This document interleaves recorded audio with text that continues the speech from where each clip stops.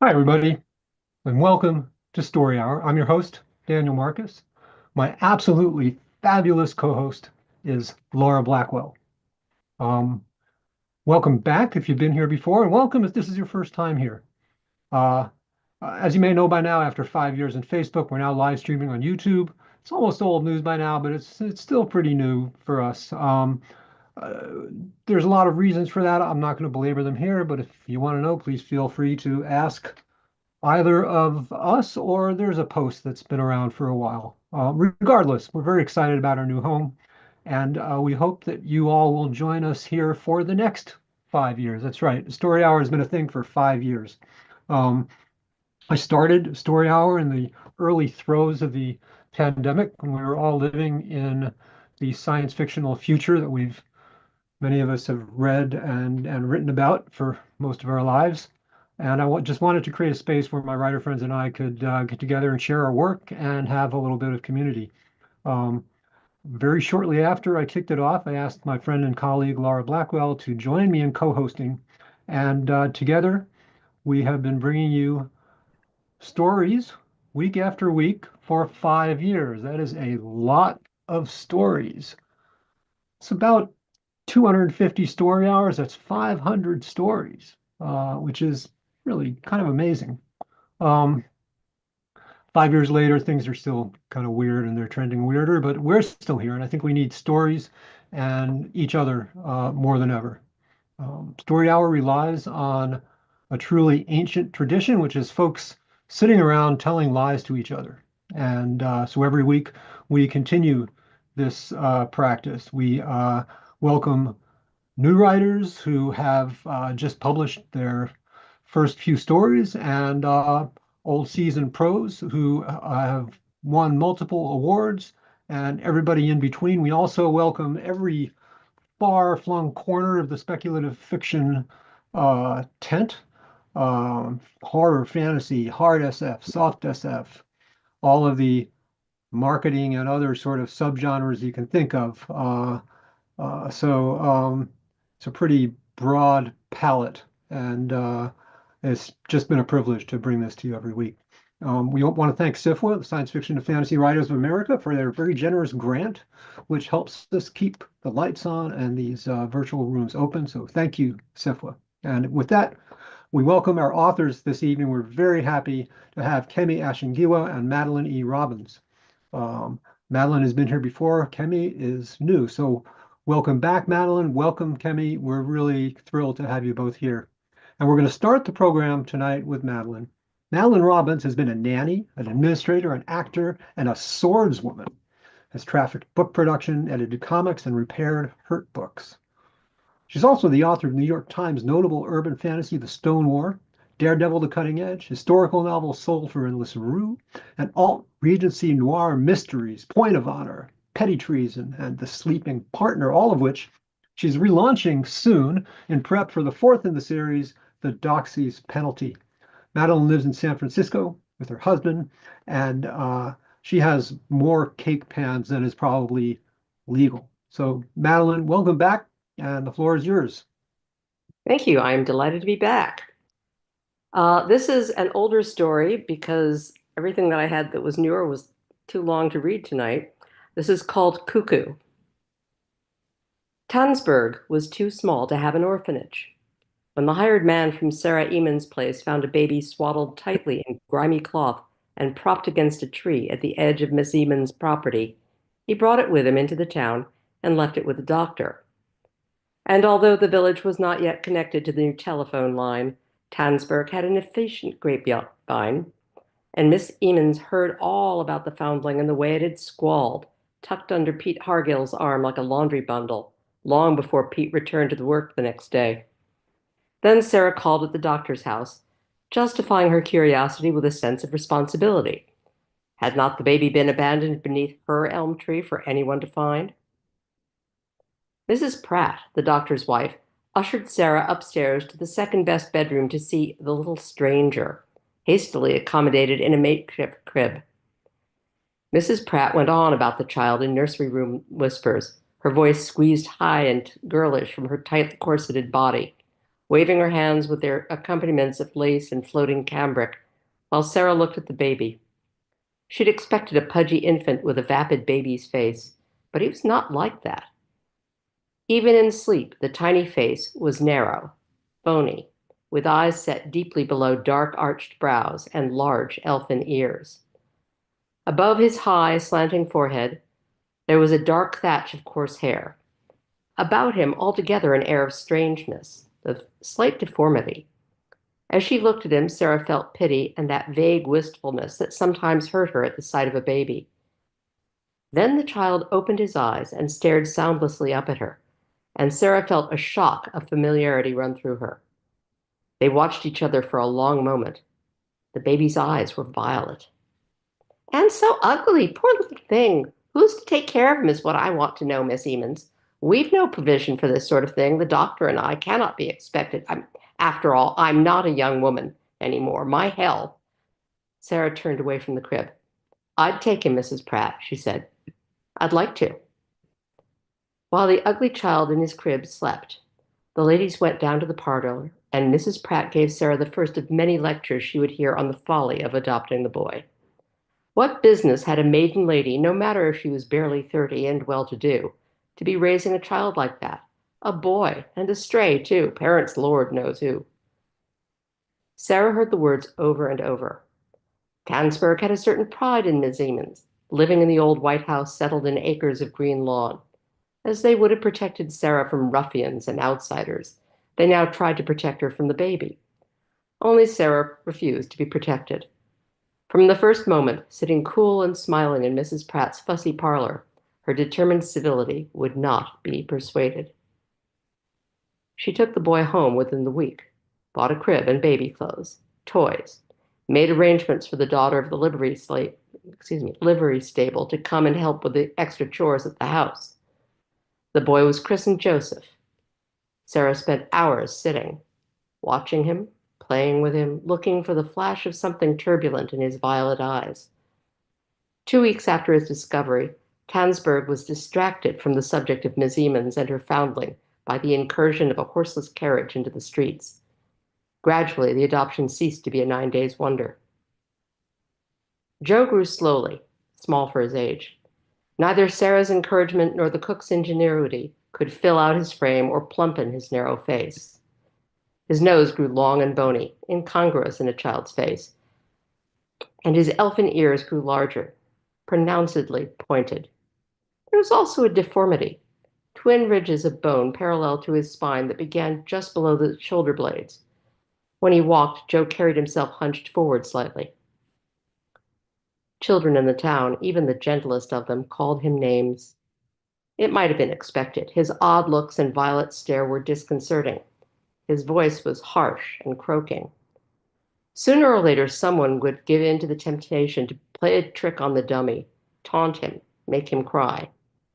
When he was old enough to start at school, the teasing briefly became worse, and Joe returned from school every day, bruised and dirty and stubbornly silent. Just when Sarah thought she would have to do something, take steps, the boy learned an odd knack for effacing himself, avoiding the troublemakers, and the trouble lessened. Through the fights, Sarah had watched, afraid to interfere or even comfort too much. Even as a very little boy, Joe had a manner that dismissed sympathy. Sarah had recognized that at once. It was something they shared. Though Miss Emons and her boy became a commonplace, they were never wholly taken for granted. Married women from town called at the big white house from time to time to advise her about raising a boy, certain that even the best-intentioned maiden lady could not raise up a boy without guidance. They came, in complicated afternoon dresses, bustled over important figures, carrying parasols and beaded reticules, and balanced teacups as they lectured. "Boys, Miss Emons, you can't wrap 'em in cotton wool. My Teddy, for instance." They gave her the benefit of their experiences graciously, and if Joe stopped in the parlor for a moment on his way out to play, they smiled generously on him, disconcerted by the tenderness at the corner of Miss Emons' mouth and the gentleness of her hand on his hair. "Children must take their share of lumps, Miss Emons," the ladies would tell her when he'd left. "You can't be too easy on them just because." The just because would drift off uncomfortably, and after a little while the ladies would finish their tea and go, between discomfort and virtue. Sarah Emons was a maiden lady. What did she know about raising boys? And such an odd boy. It must be a quiet life for the child. They would not have recognized Sarah Emons an hour later, running in lunatic circles across the lawn near the wood, playing a ruleless game of catch as catch can with Joe, laughing breathless until Joe reached up to overbalance her, knocking her to the ground. Mama? He circled back just out of reach to where Sarah lay gasping, a splash of white linen on the grass. For just a moment, his eyes were dark and serious, alarmed. Mama, are you all right? I didn't mean to hurt you. You can't wrap your mama up in cotton wool, Joey, she sputtered, laughing. Sarah got shakily to her feet again. But I do think it's time for dinner. By the time they reached the house, hand in hand, Sarah was listening to a story of Joe's. When Carrie, one of the hired girls, met them on the sun porch, they unclasped their hands as if by mutual consent, and Sarah sent him off to clean up for dinner. In the evenings, they sat on the sun porch at the back of the old house, if it was warm, with Joe by Sarah's feet, leaning against her chair, near enough so that she could touch his shoulder as they talked, so that he could turn and bump his forehead against her knee, his awkward caress. When the weather turned cold, they moved indoors and sat together in an old red Davenport, reading together, inspecting picture books of English castles, Russian mosques, French cathedrals with vaulted ceilings and odd carved figures guarding the downspouts and doorways. Sometimes Joe made up stories for Sarah's benefit, or she would talk about growing up, about her parents, about waiting for something special that had never come. Once he asked Sarah why she'd never married. She thought seriously before she replied. Her answers to his questions were always considered. She and Joe were sitting that evening on the sun porch, washed with sounds. Clatter of the hired man carrying coal for the new patent furnace, a rattle of supper dishes from the kitchen, a bird's call from the woods, the silvery click of Sarah's knitting needles. She was making a scarf for the boy, bright blue wool spilled down the front of her long white skirt. On the faded oriental rug at her feet, Joe sat playing a game with twigs and stones. Sarah looked up at last, past the barn, toward the trees that hemmed the north edge of the lawn. She smiled and admitted, I suppose I never thought that the last man who asked me would be the last man who asked me. The boy accepted the logic of that. There were lots of them that asked. Why didn't you like any of them? He clicked his two stones against each other so that one jumped into the air and was lost in Sarah's skirts. Oh, well, like. I liked some of them, but not one of them specially, she explained, still watching the border of wilderness.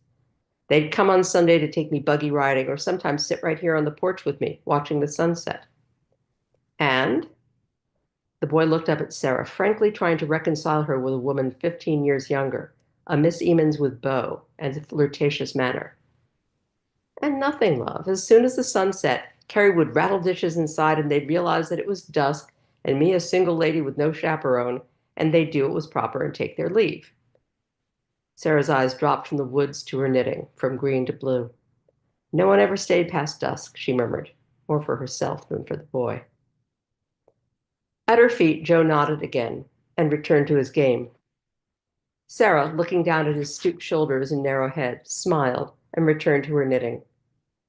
It was as if, she thought, they had to know each other very well, as if each was learning the other even when they were quiet. Then it was as if they were hermits, sharing the silence companionably, watching, waiting. When he was 11 or so, Sarah noticed that the bony ridges on Joe's back were getting larger. The skin over them was stretched tight and dry, patchy red. Sarah swallowed a quick taste of panic. The thought came from nowhere. So soon? She sent for Dr. Pratt. The doctor examined Joe, teased him gently about his thinness, saying over his shoulder, What's the matter, Miss Emons? Don't you feed this boy more than once a week?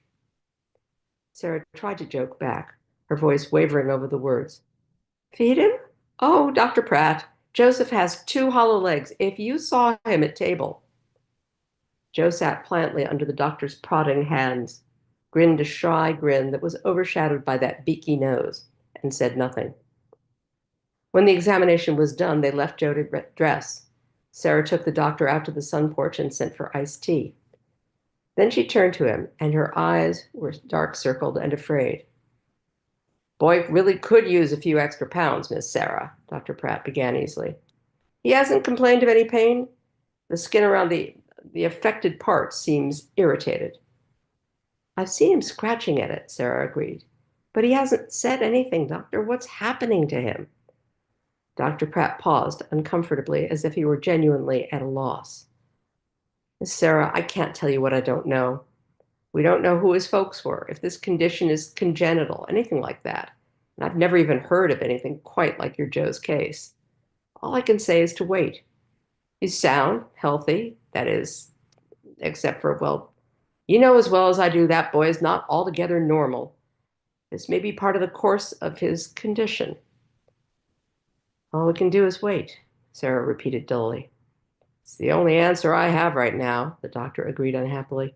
You might put some lotion on the bumps to soothe the itch.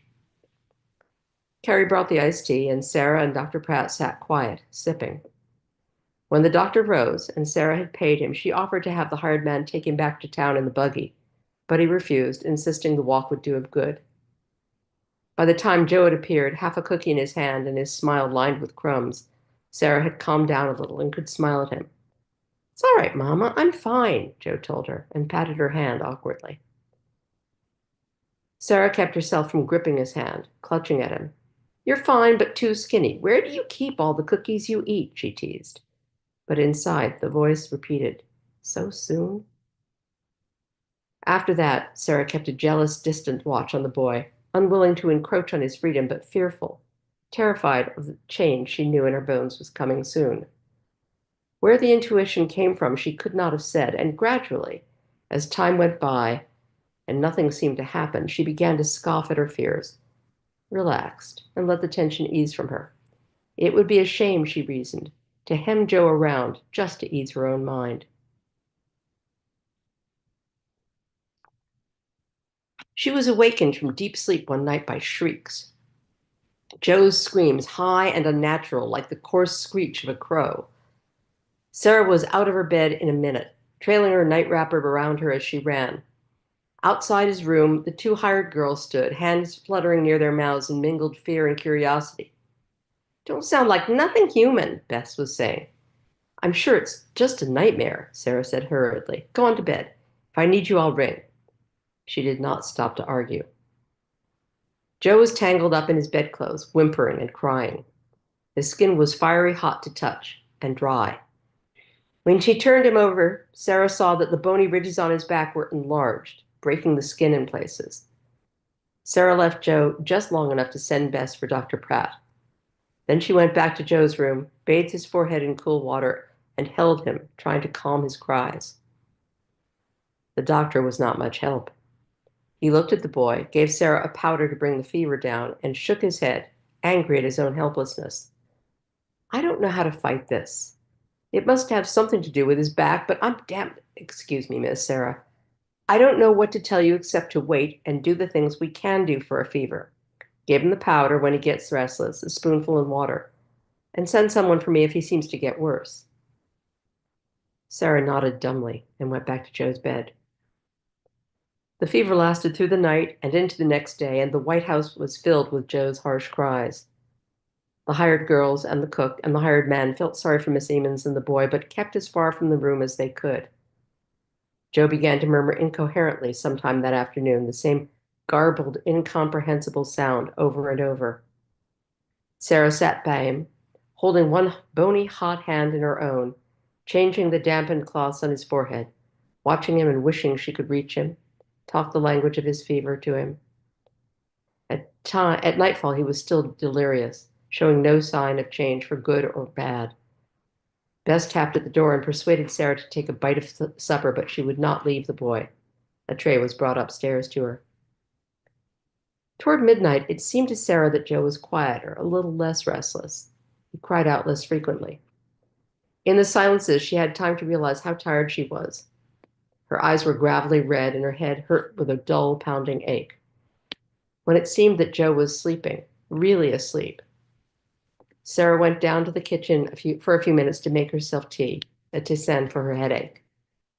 There was a certain comfort in measuring white willow bark, chamomile, and cloves into the pot, adding hot water and smelling the rich, calming odor that rose up from the warm teapot in her hands. She took the pot and a china cup with her up on a tray. Joe's door was open. Sarah frowned and cursed herself for carelessness, worrying about the draft. Then she saw Joe was gone. Oh, God. She stood in the doorway, unable to move, the tea tray still in her hands. No, God, please. Upstairs, downstairs, somewhere along the hall? Then she heard the scratchy pad of bare feet on the polished boards of the hall floor and felt a draft. It was at the front door. Sarah dropped the tea tray and ran for the stairs, took them two at a time. When her shawl caught on something, she pulled at it angrily and a small table crashed down behind her. A vase broke. Sarah ran blindly down the stair, out the door, calling Joe's name. He was a pale blur in the moonlight, making his way across the smooth darkness of the lawn toward the north woods. As he walked, he was talking, still in gibberish, and his hands flew up in gestures to an unseen listener. Sarah followed after him. The smooth kid of her slippers skidded on the damp grass, and she kicked them off, running barefoot across the lawn, aware of the chill and the brass taste of fear in her mouth. She called to Joe over and over, but the words were jolted as she ran, lost in the darkness, unintelligible. It was almost in the woods. Sarah did not realize at first that he had stopped walking. His small pajamaed body was framed against the dim trees as he waited for her. When she reached him, Sarah was out of breath, unable for a moment to do more than gather him into her arms. For the first time in hours, his skin was cool to the touch. Mama. His croaking voice broke the silence. Mama, look. Then Sarah looked into the edge of the wood and saw. First the eyes, a dull violet glitter in the dark. The same jolt that had gone through her years before when she first saw the baby in Dr. Pratt's spare bedroom went through her again. Sarah held her boy close to her, rocking him slightly, crooning, baby, baby, it's all right. Joey, come back to the house. It's all right. The boy squirmed in her arms, twisted around to face the waiting shadows. Sarah thought she saw more eyes, more indistinct figures deeper in the woods. They've come to get me, Joe said simply. Her heart contracted. Sarah shut her eyes tightly for a moment. Shh, baby, she whispered and stroked his long cheek. Like an answer, the creature in the shadows stepped forward into the moonlight and spoke to Joe in a grating stream of language. Mama, he's kin of mine. They're my people. Joe's voice was full of wonder, joy. The words said at last, and of course. They cut Sarah to the quick. She looked at the creature. Tall it was, taller than a man, with a slanted forehead and heavy brow that shadowed his glittering eyes. The creature's body was broad and muscular, his face long and narrow, his nose more like a beak. His ears were large and sharply pointed, twisting an inch or so above his head. Behind him, there was a rustle of movement. Wings, Sarah realized. Huge, powerful wings that sprang, she was certain, from bony ridges that ran parallel to his spine. What does it want? She asked at last, although she knew. The creature broke into harsh speech again. Joe listened and seemed to understand. His name is Hru, Mama. He's come for me. It's time. Do you see? So soon, Sarah thought. They're my kin. I never belonged here except to you, but I'm one of them. Joe raised one hand ruefully and gestured over his shoulder at the reddened, bony lumps on his back. They'll know how to take care of me, Mama, he said softly. He was still holding her hand tightly. Sarah stared ahead of the creature, her mouth set like pale stone. They will take care of you? Where were they when you were a baby? Where were your kin when you were left in the woods? Joey. She tightened her grasp on his hand. It's too soon. It's not time yet. It's time, Mama. It's how they do, leaving the babies to be found and raised up by others. When the change comes, they know and they come to get them. It's my turn now. Sarah dropped down to her knees, holding the boy, and suddenly it was as if he were the adult and she the child. He spoke to her slowly in a considered manner with inexorable reason. I love you. But this is so strong. I can't not go with them, Mama. I have to. They're my people. In those words, Sarah heard echoes of years of taunts and bruises. Then Joe giggled, a high, giddy sound. In another year, I'll look like Hugh. You couldn't explain that in town, not wings. Briefly, he looked like any ordinary little boy, his face lit with mischief. A profound sorrow washed over Sarah. It took her a moment to control her mouth, her voice. I won't ever see you again. Joe stopped giggling. He looked at Hugh, struggled with broken syllables and his own vehemence, then turned back to Sarah. Come with us, Mama. Hugh says you can if you want. There aren't many of us left, but enough. You could come. In the dark, his eyes flickered back and forth from Sarah in the moonlight to Hugh in the shadows. Please come. For a moment, Sarah played with the possibility. Standing in the chilly night air with dew on her feet, she thought of her years of waiting for the flash of difference that would conquer her, the flash she'd seen in Joe's eyes and in Hugh's. Joe was right. Hugh was right. She could not keep her boy with her any longer. At best, he would become a prisoner in her house. At worst, he might be killed by the people of Townsburg. She thought yearningly of flight, of adventure, of Joe's voice lingering over the words, my people, making even Sarah an alien. Very slowly, very deliberately, she said, if you have to go, go with my blessings, Joseph. Her voice said, darling, baby, little one, sweetheart. I couldn't go with you. I'd only slow you down. You'll be learning so much, growing up. Sarah drew a shaking breath and looked over Joe's head into Hugh's violet eyes. They understand what they did to the people left behind. I love you, baby. He flung his arms around her neck, tight, and hung on for a long moment, his narrow cheek pressed against hers. I love you too, Mama. I won't forget you. I promise I won't. It was Sarah who pushed him away gently. There were tears on his face when he turned to follow Hugh and disappear into the wilderness. Sarah was discovered by the cook the next morning, huddled on the steps in the kitchen, the hem of her robe still damp, ruined with dirt and dew. She was so deeply asleep that the cook was afraid and sent for Dr. Pratt, seeing to it that Miss Emmons was wrapped in blankets and settled in a chair by the fire. When Sarah woke, surrounded by the ruddy, concerned faces of the cook and the maids, she began to cry, huge, gasping sobs that echoed softly in the kitchen. Sweet Lord, the boys died in the night, the cook sent up Bess upstairs to see. And in a few minutes, the girl was back, as pale as Sarah, to report that Joe was gone, his bedclothes all twisted up and the door wide open. Sarah wept on hearing. Dr. Pratt and the cook pierced together what must have happened. The boy's delirium and fevered escape, Miss Emmons' waking and fruitless pursuit. The doctor did what he could, left laudanum for her, and went home to tell his wife. The forms were observed. Advertisements were placed in the papers, letters to the sheriffs of neighboring counties, but nothing more was heard of Joseph Emmons, and he was at last regarded as dead, gone as mysteriously as he had come 12 years before. Through the fall and winter, Miss Emmons did not mix with her neighbors, and it was said she took the boy's death far too hard, and he only an orphan and not real kin. Still, people were kind to her and solicitous. Through her veil of grief, Sarah came to realize this and was distantly grateful. When spring came, she began to go out more, started concerning herself with church work and the library committee. She was again the handsome Miss Emmons, crisp and deliberate in her lawn dresses and cashmere shawls, her civility careful but warm. Only once did she break the calm, when a well-meaning lady from the Women's Auxiliary suggested that Sarah might adopt another boy.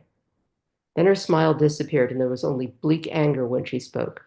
They are not like dolls, Mrs. French. You do not replace one with another. No one ever mentioned the idea to her again. In May, when it was warm enough to spend afternoons on the sun porch, Sarah took her knitting there and sat, looking out at the empty green of the lawn. One afternoon, as she sat, Carrie appeared. A man had called and was asking to see her. What is his name, Carrie? He says it's Mercier, ma'am. Carrie struggled with the pronunciation. He's from clear up in French Canada. Should I show him in? Her curiosity piqued. Sarah nodded. Carrie returned with a tall man dressed in a light summer wool suit. He was middle-aged, handsome in a quiet sort of way. His red-brown whiskers brushed the collar of his shirt when he smiled. About his eyes there was a look of tiredness and something more than tiredness in their expression. His voice was low, attractively accented. Miss Simmons, thank you for seeing me. I realize it may seem strange to you, a man you don't know. You will understand, I think. I read your advertisements. It took Sarah a moment to remember. Advertisements? She repeated blankly. Yes, ma'am, and I have been in Tansberg for a few days, asking questions. I hope you do not mind this, but I think you are the person who can help me. I had a daughter. Something in the way he said it made Sarah really look at him for the first time. I see, she said slowly. Mr. Mercier, may I offer you some tea? He nodded gratefully, and Sarah rang for another cup. They spoke idly about the weather until Carrie returned with a teacup and hot water. When she was gone, Mr. Mercier began his explanation. Adele, my daughter, was an unusual little girl. We adopted her, my wife and I, when she was only a few weeks old, a foundling discovered near our village. When my wife died, Adele and I became even closer, all in all to each other, you would say. Then, about 18 months ago, she was taken ill, dreadfully so. I lost her. You lost her, Sarah repeated deliberately, considering. I lost her, he agreed. She was different from other children, Miss Ammons. Adele was thin and bony with a funny voice and a nose too big for her face, Sarah said, conscious of a mounting excitement. Am I right, Mr. Mercier? He smiled, not happily, but as if he had found a resting place after a very long journey. You are right, Miss Emmons. When she left, I didn't let go easily. I tried to follow after her. Did you ever find her? No. I'm sorry, Miss Emmons, I never did. But Adele told me before she left that there were others, other children like her, other people like me and you, who raised children and loved them and lost them. I've been searching for someone like you since I knew she was lost to me. They talked quietly for a long time. The sun set, and they sat in the lavender twilight, still talking, while Carrie rattled dishes noisily in the parlor, trying to remind Sarah that it was past the hour when a gentleman could sit unchaperoned with a maiden lady. Finally, Sarah asked Mr. Mercier if he would like to stay for dinner. He smiled and glanced towards Carrie's officious silhouette in the parlor window. Not tonight, I think, but I would like to come back again if you will permit me to. He rose and gathered up his hat and stick. Tomorrow, please, Sarah urged. For the first time in months, her smile was generous and touched her eyes. We have a lot to talk about. He took his leave, and Carrie saw him to the front door. From the sun porch, Sarah could dimly see him on the path and then on the road, walking toward Tansberg. When he was out of sight, Sarah sat down again, thinking of Joe without pain for the first time in months. Cuckoos, Mercier had called Joe's people, for the bird that left its young to be raised up in other nests. Cuckoos, a sign of spring.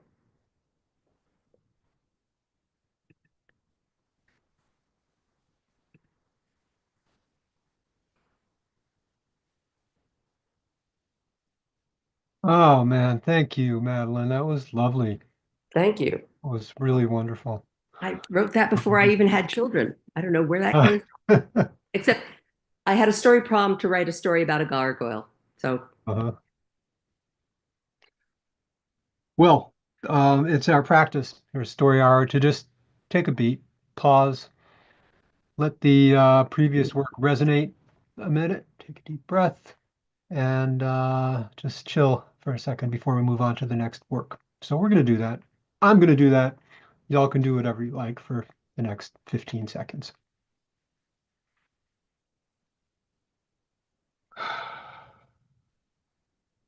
Wow. Madeleine E. Robbins, folks. Yeah, Madeline. Our next author is Kemi Ashing-Giwa. Kemi is the USA Today best-selling Compton Crook Award-winning author of The Splinter in the Sky, This World Is Not Yours, and the forthcoming novel, The King Must Die.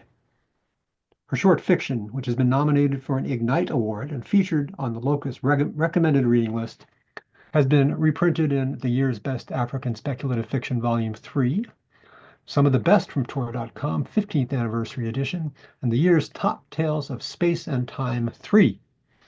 Kemi studied organismic and evolutionary biology and astrophysics at Harvard and is now pursuing a PhD in the Earth and Planetary Sciences Department at Stanford. I also just wanted to add that Kemi hails from Altadena, which was, of course, decimated in the Eaton fire at the beginning of the year, and Kemi is donating all of her royalties for 2025 to support the rebuilding of Altadena, as well as to several other worthy nonprofits. And you can read more about that and about her at kashinggiwa.com. Kemi, thank you so much for joining us. The floor is yours. Thank you for having me. Can you hear me all right? Yes. Okay. All right. So I will be reading my short story, Thin Ice, content warning for minor violence and death and captivity, but nothing too intense. All right, let's get into it. You are no poet. The rest of your clan were, but that was before Half-Brilliant came and began eating them. Before Half-Brilliant began chewing up your people and their minds and spitting the remains over the snow-white canvases. Now it is the only dreamer left on your dying world. The only songs sung come from its silicon lips. The only tapestries woven here are woven with steel fingers. Half-Brilliant's distant masters are ecstatic when they receive transmissions of its work here. They are so very proud of themselves. Their creature creates, praise be, they are gods. They do not know the true price of their self-proclaimed divinity, and even if they did, you doubt they would lift a finger. Your people have always said the soul resides in the bones, in the mind, in the flesh. Half-Brilliant keeps your clan in cryosleep, imprisoned in the stasis chamber on its ship. When it desires inspiration, it thaws one of your kin and takes a single piece of flesh. Something small, just enough for an idea. It is excellent at execution. You know why the construct did not freeze you with the others. You have no good ideas. There's nothing of worth in the whole of your body, nothing besides the cheap labor the construct demands of you. 100 years ago, your clan settled on the only world within their reach, Tam 1967 E. Once a tidally locked ocean world, now a rogue planet cruelly ejected from its orbit.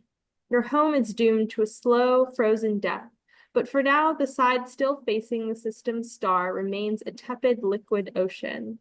Half-Brilliant once told you that Tam 1967E resembled an eye. The glare of the sun on the sea made for a white pupil, the ring of blue water was an iris, and the ice beyond was the sclera. You know it ate that from your brother. You do not live by the ocean, not anymore. No, Half-Brilliant dragged you to the band of thickening ice, along with the rest of your slumbering clan. And the cold is growing. As more and more of the world's heat leaks out, more water freezes into the bottom of the floating ice sheets. The concentration of salt in the deep ocean rises, poisoning much of the life. Soon, only the extremophiles will live. And soon after that, nothing. You are not going to wait for Half-Brilliant to tire of you. You won't be going into stasis. You'll just be dead. You have to run. Your boots crunch over the crust of old snow as you sprint through the front gate.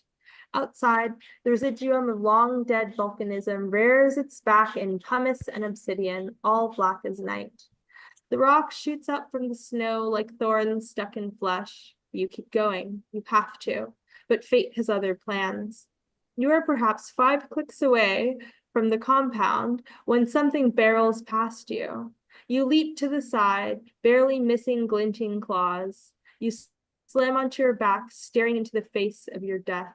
A pale, fur-smothered creature paces back and forth before you, 6 gray eyes glowing like dying embers. His tail curls behind him like a ribbon fluttering in the wind. Someone, no, not someone, Half-Brilliant shouts your name. Oh no. The beast leaps, a blur of movement. Half-Brilliant swings up a hand, and suddenly its hand is not a hand. A blade gleaming in the brilliant midday sun arcs through the chill air. The beast bellows, and then he splits, landing in two perfect halves on either side of your body. Blood splashes across your chest over your somehow still beating heart. Half-Brilliant looks down, bare feet planted on either side of your knees. You saved me, you choke out. Of course, says Half-Brilliant. You saved me, you repeat. Anger flares up in you like a flame doused with oil. Why? You have served me well all these years. It crouches over you, cocking its head, but you remain in my debt. By the look in its eye, you know what it's going to say. Half-Brilliant does this every morning. The fact of your attempted escape changes nothing.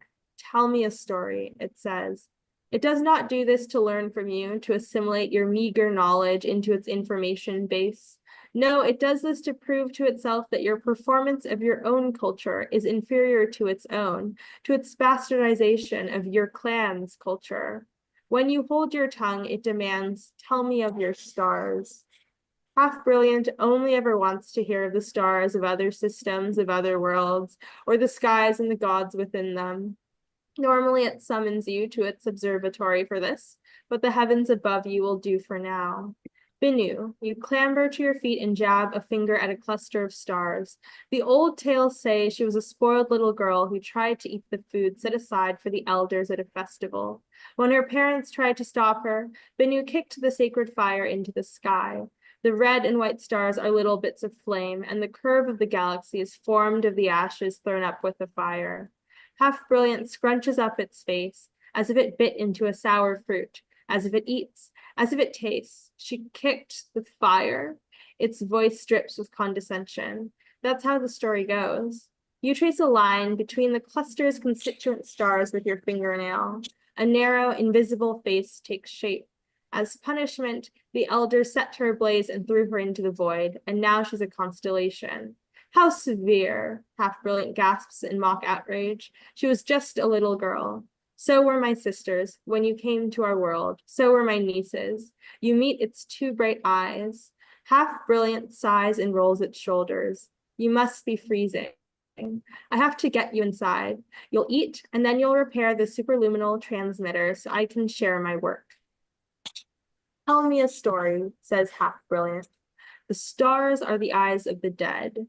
Your mother's story, its jagged fragments crammed into the confines of a single sentence. It is all you can remember. How morbid.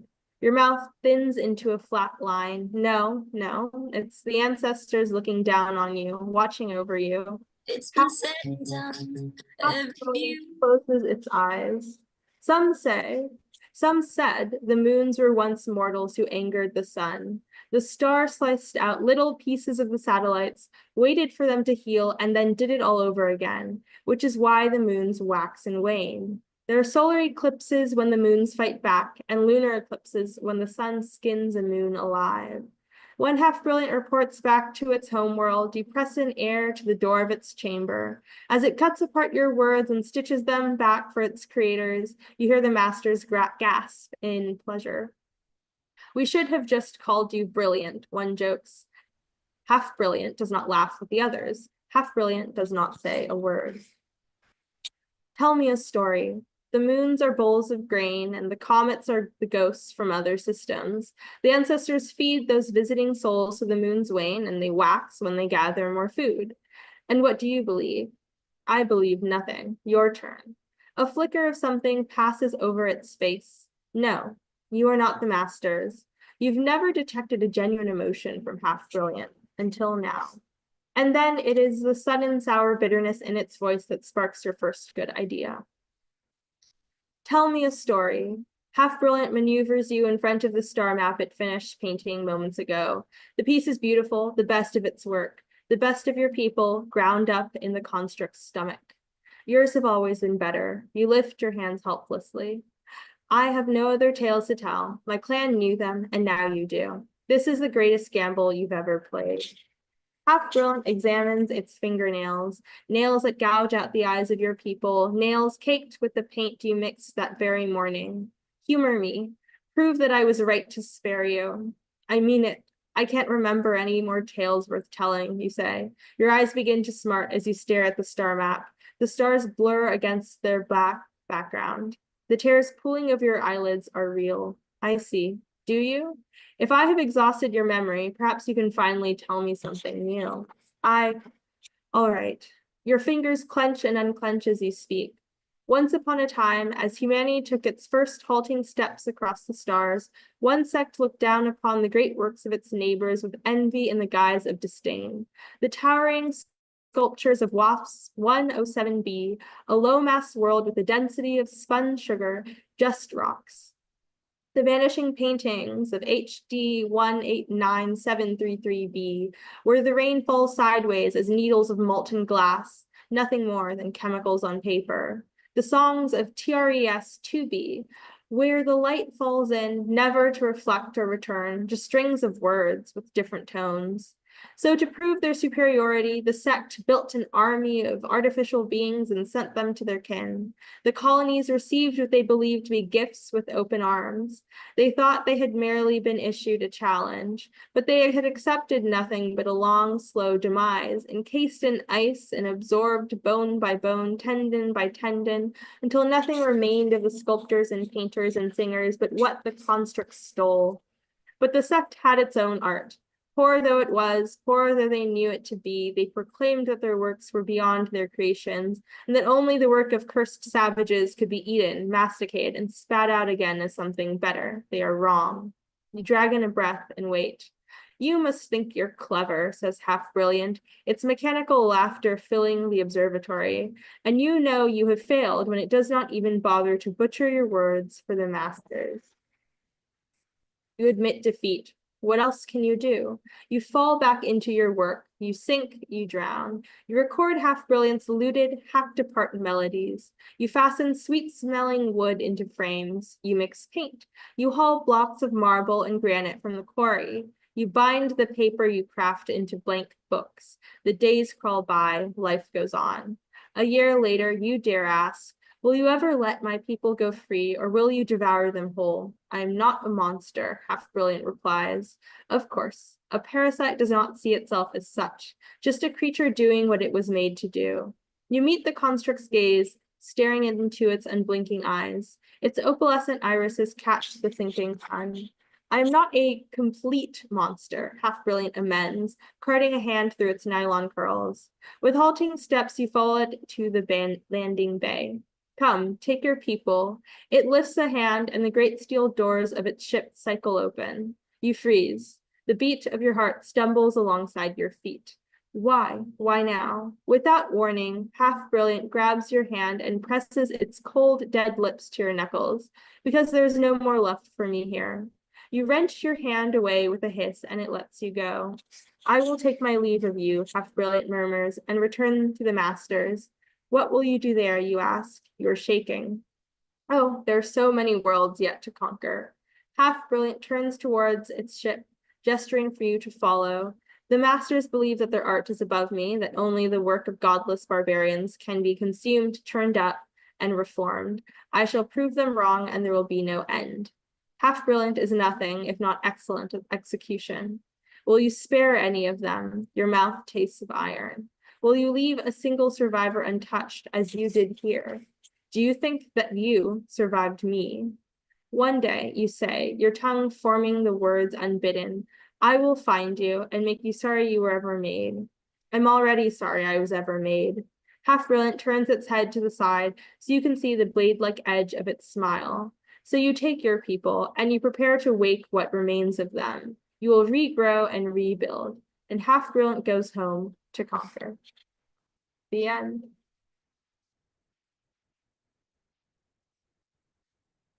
Also, Madeline, I just wanted to say that I love your story. Any piece of fiction that takes, a non-human being and then explores that in a beautiful way, I found it really heart-wrenching. So, Oh, thank you so much. I love your descriptions, particularly of things that would. There was one about I guess an eclipse, and I can't remember the wording, but I just went, "Oh my God, that is so perfect." thank So you. no, this is lovely. Both of you, just lovely work, real poetry. Thank you so much. Thank you. Well, this is always Kemi fun. Ashing-Giwa and Madeleine Robbins, really amazing program. Laura, we are so lucky. What Really a- the luckiest people. how did we get to be so lucky? Um, I don't well, know, I just show up every Wednesday. yeah, same here, man. I do reach out to some fantastic authors and ask them if they'll Right. come read for us. Yeah. But since I don't know all the fantastic authors personally, sometimes they approach us, and that's cool too. Well, and you have just far better social skills than I do, so I'm so glad to be partnered with you. Um, folks, thank you so much for joining us again for another week Story Hour. Really wonderful program. Again, Madeleine E. Robbins and Kemi Ashing-Giwa. I want to thank my fabulous co-host, Laura Blackwell, and all of you for coming back week after week. Again, big shout out to Sifwa for helping us keep the lights on. And coming back next week, we're going to have another great program, Annika Schwab and Jennifer Hudak. And meanwhile, take care of yourselves, take care of each other. And thank you for joining us again and experiencing the fictive dream. Good night, everybody.